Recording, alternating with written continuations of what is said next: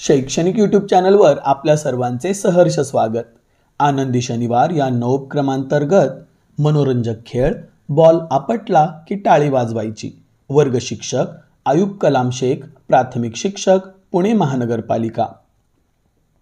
या खेळासाठी 2 ओळीत उभं राहायचं. बॉल आपटला की टाळी वाजवायची. बॉल न आपटता जो कोणी टाळी वाजवेल तो बाद. चला तर खेळूया हा मनोरंजक खेळ.